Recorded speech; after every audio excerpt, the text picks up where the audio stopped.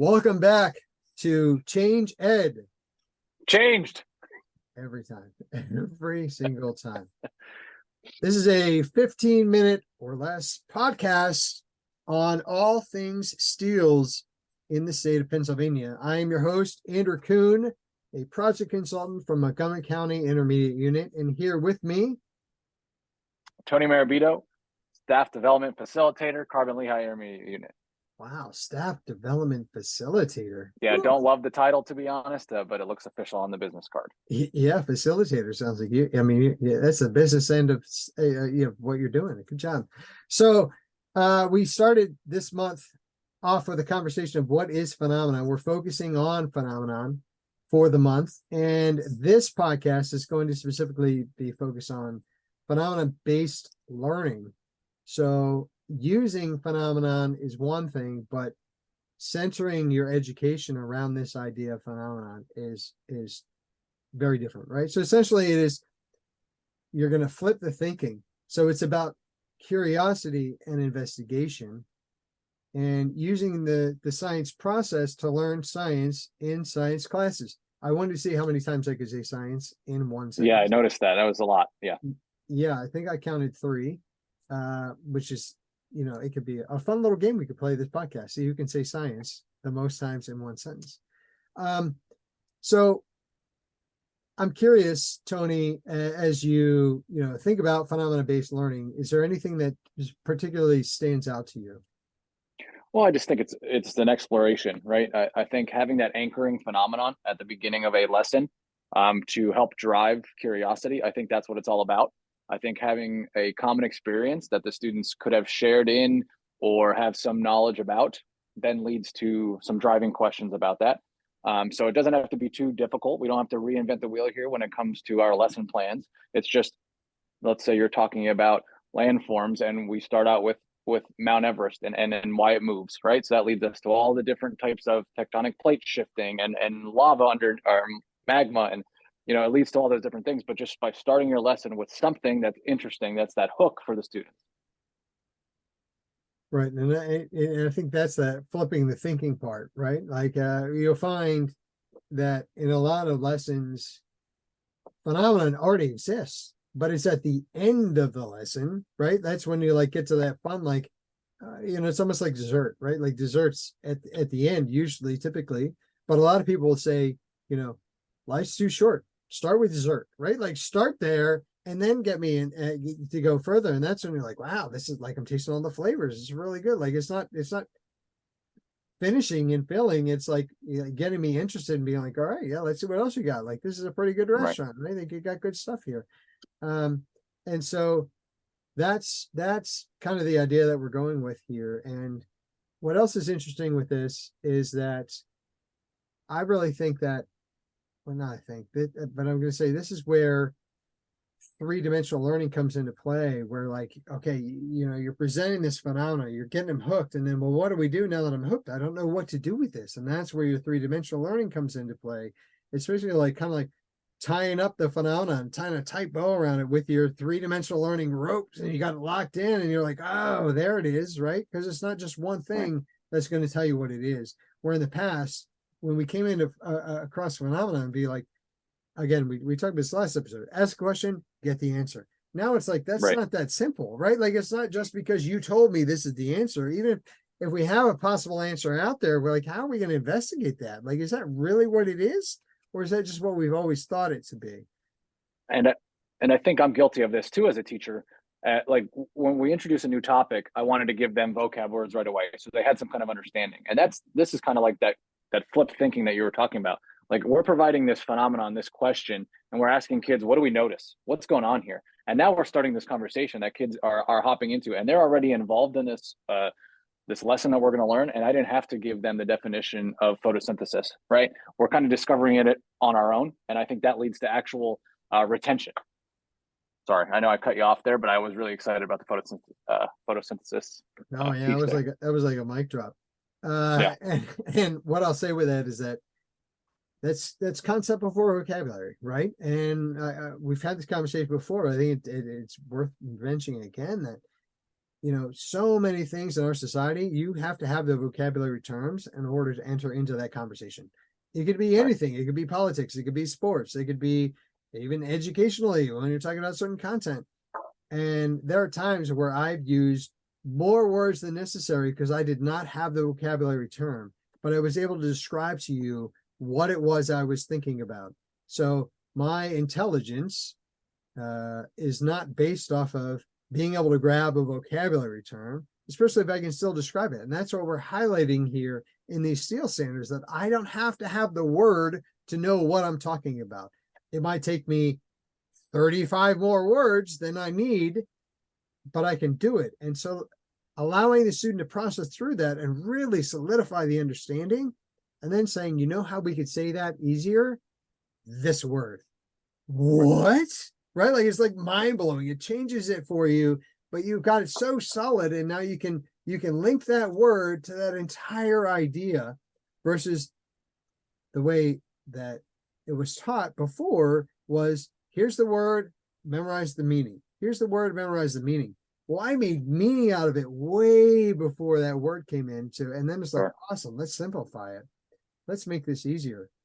So the number one question, issue, argument that I get from teachers, and I understand, is time. Yeah. We don't have the time to do this. There's so much to cover and to understand. What's your take on the time issue? Yeah, I mean, I get it. I was elementary school teacher too, and we were supposed to have 20 minutes of science every day. Unfortunately, sometimes that's the first thing that gets cut because there's such an emphasis on math and language arts, right? And being able to read. So my answer to that is we are going to cover, right, this material regardless. So let's start with something that's going to intrigue the students. It doesn't have to be a long-winded event at the beginning of your class. Let's just show maybe a quick video or show a quick demonstration of a slinky falling off the desk and how it moves. Just something to spark the students' curiosity, because I think, because we have to cover all this content anyway, and it has to be retained because we need to take PSSAs and keystones, I think this retention piece and the actual experimentation and being able to discuss it will have a longer lasting impact, even if it does take a few extra minutes. But it does not have to take over your whole lesson. It does not have to be an extra 20 minutes. It can be a little quick 3-minute demo and discussion, and then we can move on. What was your answer to some of these teachers? This is hard. This is the work. When we're incorporating new standards and when we're looking at new instructional practices, this is literally the work that we have to do. And they're right. If we're going to use old standards thinking with these new standards, we don't have the time. However, the argument back is like, we don't have the time because of the way that we were teaching, we had so much information, so much knowledge to disseminate that we didn't have the time. But if we're creating learners, if we're creating lifelong learners, we don't not have the time. We can't shortchange them and say we're going to speed up and now go solve life's problems, right? And so sometimes to speed up, we actually have to slow down. We have to take the time now to help them become learners and thinkers and doers and processors. This is what we're teaching them, right? So I love science. You read a science coloring book before, so I know you're familiar with it. And really, because we have a lot of science, I'm not. Science is the vehicle with which I'm helping to grow humans, right? Like, we're helping them to process and think through and solve these problems. Science is that vehicle. It's not because science is the best. It's my passion. It's what I like. And I'm a curious person. And I have lots and lots of questions. But to learn many of life's lessons, and these can be deep-rooted lessons, to really learn them, we have to take the time to lean into the learning. So that's where the argument is like, well, we don't have the time. We don't not have the time to do that, because then we're shortchanging them. So then, as adults, we can get frustrated and say, oh, everybody just wants the answers. They don't want to think about it. They just want to get here. Yeah, that's a learned behavior. We taught them that. And as we adults, if we reflect on, we're the same way, right? Like, you're telling me I have to wait 2 days for this Amazon order to show up, that is outrageous, right? It's not, right? My parents actually had to plan ahead, and they had to be like, we're going to be out of diapers in a week. We should probably plan to go to the store, right? Me, I'm like, do we have a day, right? Like I will rush order diapers. Right? Like I can't plan that far ahead, right? Like it's a very different thought process. We want that instant gratification. But in this scenario, and even to stand out differently from the rest of the world, right? Instant, it's like, let's slow down and get them to go deep with this, right? So we're going a mile deep and an inch wide. That's where we get the time, right? If you imagine this, instead of an inch deep and a mile wide, we're flipping it and we're just going to drill down deeper. So now we do have the time. Whatever time we spent on going an inch deep, now we're just going to go a mile deep, and instead of a mile wide, we're going to go an inch deep. So we need to be able to apply that our learning, not just regurgitate it, right? So we're talking about depth of knowledge here. These are all things that we were exposed to when we were being trained as teachers, and we were talked about, but we were talked about under a certain system. And that system has continued to build and build and build. And there were more standards and more expectations and more that we had to do. And so time is always against us, and it always will be. But our job is to find a way to slow it down and help them to really create these neurological pathways and these ways of learning so they can apply it through their entire lives. Like I'm not just teaching them science that year in that period. It's like we're developing them for life. We're all working together to be like, how are we going to develop? How are we going to connect with these students and empower them to be not only the future, but the now, right? They should be asking these things now.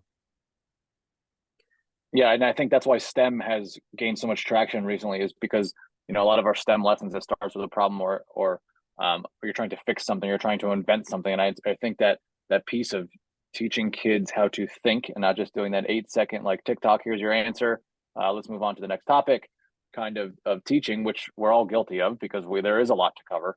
I think taking that step back and really teaching them how to think, starting at that kindergarten level. By third grade, they're experts already. They know how to think. Then this becomes second nature. But we needed something, and it was Steele's in this case, to kind of change that and shift our teaching. And now we have it. So let's take advantage of it. Yeah, and one important thing to note is that students are extremely adaptable. They will adapt to the scenario. And so transitioning to something like this is not easy, and it will take time, right? If they're not used to it, if you're teaching a 7th grade class and they never learned this way before, it will take some time to get them used to that process.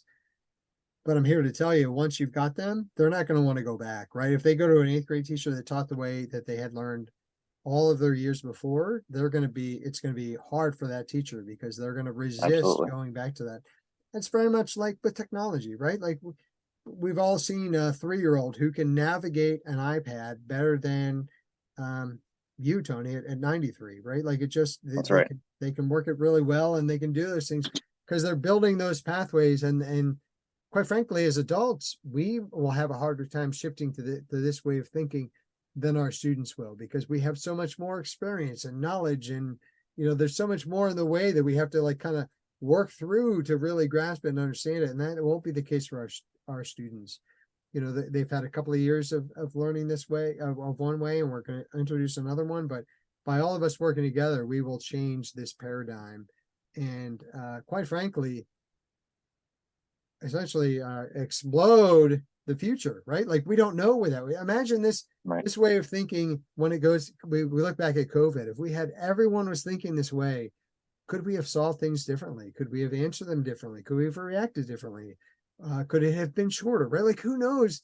But this is, we're talking about minds on thinking, not just hands on or knowledge on. This is minds on, and putting all the minds of Pennsylvania on this will change things indefinitely. So that's all the time we have for this episode. Thank you for tuning in. As always, we look forward to connecting with you next week.